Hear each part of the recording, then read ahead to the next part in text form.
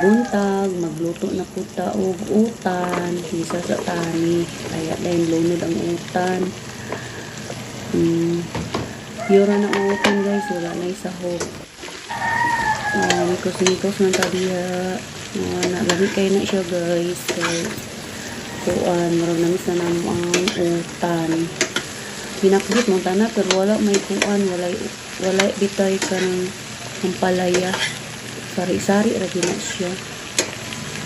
Diha ligaw na to para may sakto gid og luto.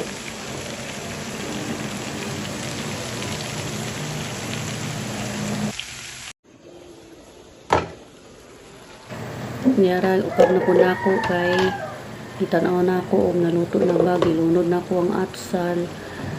Ay murag luto naman ni guys, dali ra kay siya naluto, abi na ko kuan kanang madugayan pa kay tanan ba na ko kung gilunod tanan. Hubog na kayo ang kalabasa, na siya gakalata na. Ako lang yung gikuligaw kay basig na sa babaw gilaw pa. Pero luto na gyud tanan, humok na gyud siya guys.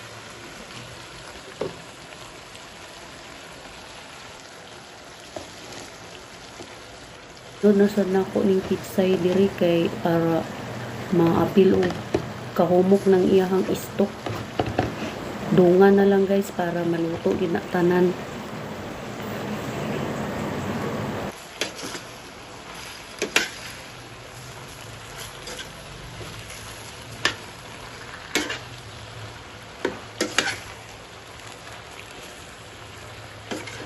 Voice over na gyud ko dani guys kay nga erase man ang akong mga sounds ba.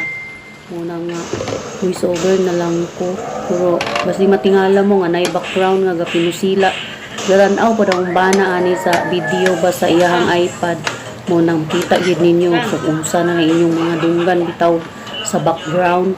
Mo nang istorya lang po ko kay para dili po ko makapiright kay kabalo man ko nga pag madunggan ang lain makapiright jud sa istorya na lang tanig voice over, di ba guys? Luto na guys. Niyara, luto na siya guys. Luto na.